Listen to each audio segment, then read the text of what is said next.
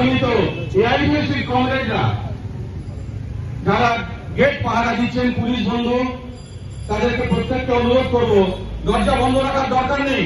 দরজা খুলে দিলেও কিন্তু আমরা ভেতরে ঢুকবো না, কারণ আমরা কোনো অনৈতিক কাজ আপনাদের কর্তৃপক্ষের মতন কোনো অনৈতিক কাজ করি না। আমরা যা কিছু করি সংবিধান মেনে করি, কারণ আমরা স্বাধীন ভারতবর্ষের সুনাগরিক। আর যারা শুনছেন ওপর থেকে, দয়া করে যদি আপনার পরবর্তী উদয় হয়, যদি আপনার ভবিষ্যৎকে সুরক্ষিত রাখতে চান, তাহলে আপনারা নিজে নেমে এসে আমাদের সঙ্গে সামিল হন। কারণ আজকে যারা আক্রান্ত হয়েছে, আজকে আপনি কোন থেকে শুনছেন, কালকে এটা নিশ্চিত আপনি হবেন। আজকে আপনি হয়তো একটা ভালো জায়গায় রয়েছেন, কিন্তু কালকে আপনার জন্য জায়গা সুরক্ষিত নয়। আপনাকে সুরক্ষা দিতে পারে একমাত্র এই আইডিওসি। এবং বন্ধুগণ, পুলিশ বন্ধু, যারা পথচলতি মানুষ, যারা সমস্ত বিভিন্ন সংস্থায় কর্মরত, প্রত্যেককে বলি যে পূর্ববর্তী বক্তার সময় যদি যেটা বলছিল, হ্যাঁ, দুর্গাপুজোর সময়, দুর্গাপুজো হচ্ছে বাংলায় বাঙালি নয়, বাংলার সমস্ত বসবাসকারী সমস্ত মানুষের একটা উল্লেখযোগ্য একটা উৎসব। সেই উৎসবের সময় যারা বাড়িতে আমাদের কাজ করে, তাদেরকেও কিন্তু আমরা বাড়ি থেকে তাড়াতে কিন্তু সাহস পাই না। আজকে আপনি কোন সাহসে এই কাজটা করার মতন আপনি আপনার ঊর্ধ্বতন কর্তৃপক্ষের সঙ্গে কথা বলে ঔদ্ধত্য আপনি দেখাতে পারলেন? ভালোই করেছেন কর্তৃপক্ষকে বলি, আপনি এই বাংলা থেকে শুরু করেছেন। এই বাংলায় কিন্তু যোগ্য জবাব আমরা আপনাকে দিয়ে দেব, কারণ আপনি ইন্ডাস্ট্রিয়াল ডিসপিউট অ্যাক্ট উল্লঙ্ঘন করেছেন, লেবার অ্যাক্ট উল্লঙ্ঘন করেছেন, যার জবাব ভারতবর্ষের সংবিধান দেবে, ভারতবর্ষের নাগরিকরা দেবে। আজকে এখানে যারা মানুষরা রয়েছেন, হয়তো দেখতে পাচ্ছেন 200 কি 300, আগামী দিনে আপনার এই অফিসের সামনে হাজার হাজার লোক সামিল হবে। আমরা দেখব কি করে আপনি এখানে ব্যবসা করে আপনার ব্যাংকের লাভ করতে পারেন। আমরা আপনার প্রতিটি গ্রাহকের কাছে যাব, এই অমানবিক কর্তৃপক্ষের এই অমানবিক বিহেভিয়ারের বিরুদ্ধে আমরা আপনাদের গ্রাহকজনকে আমরা অবগত করাবো।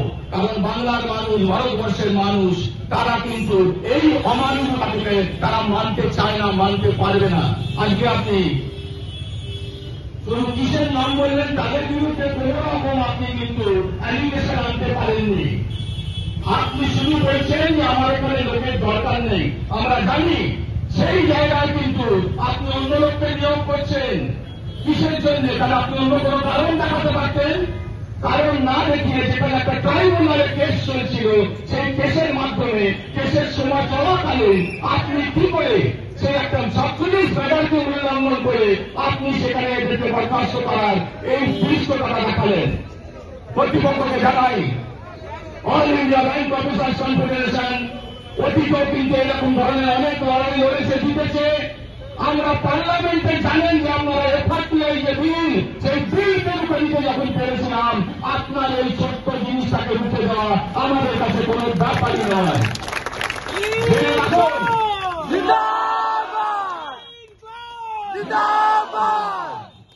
আপনাকে চেতাবনী দিতে চাই, আমরা আপনাকে চেতাবনী দিতে চাই, পুজোর আগে আমরা চাই এটার রেজিস্ট্রেটমেন্ট।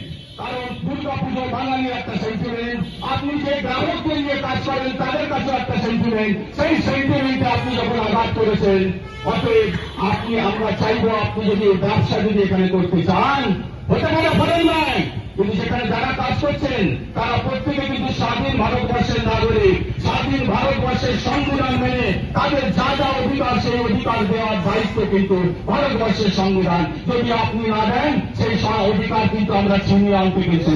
আমরা জানি কিভাবে ছিনিয়ে আনতে হয়। তবে আমার একটা সময় মনে হচ্ছে আপনি এই ধৃষ্টতা কেন দেখালেন, এটা না দেখালেই পারছেন বোধ হয়। জানি না কি আপনাকে কোন জিনিস আপনাদেরকে প্রম্পট করলো এই ধৃষ্টতা দেখানোর জন্য। যে ধৃষ্টতা সাধারণ স্বাধীন ভারতবর্ষে কেউ দেখায়নি। আজকে কংগ্রেস সূর্যকে সাংবাদিক বন্ধুদের বলছিল যে ব্রিটিশ পিরিয়ডে এরকম হতো, আমি তো বলছিলাম যে এটা মধ্যযুগীয় বর্বরতা। ব্রিটিশ পিরিয়ডে বোধহয় এরকম হতো না, কোনো প্রাইভেট কনসার্নও কিন্তু এই জিনিস করে না। যেখানে বলা হচ্ছে টিসিএস কোম্পানিতে সেখানে স্পিড মিস ম্যাচ বলা হচ্ছে, তাও কিন্তু সেখানে তারা একটা প্যারামিটার রেখেছে। আপনি এখানে শুধু বলছেন না রিজাইডেন্সি, আর কিছু আপনি তাদের কাছে খাড়া করতে পারছেন না।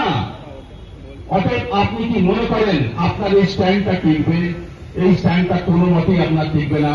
আমরা নৈতিকভাবে এবং আমরা আইনের সমর্থন নিয়ে, সাধারণ মানুষের সমর্থন নিয়ে, সমস্ত মানুষকে একত্রিত করে এখানে, এটা কিন্তু শুধু সেন্টিমেন্টটা শুধু স্ট্যান্ডার্ড চার্টার্ড ব্যাংকের নয়, কি আইডিএসির নয়। আগামী দিনে আমরা আম জনতার কাছে যাব, আম জনতার কাছে গিয়ে আমরা সেই মত পোষণ, আপনাদের যে বিরুদ্ধে যে মত, সেই মতকে আমরা সেই মতাদর্শে তাদেরকে শিক্ষিত করব।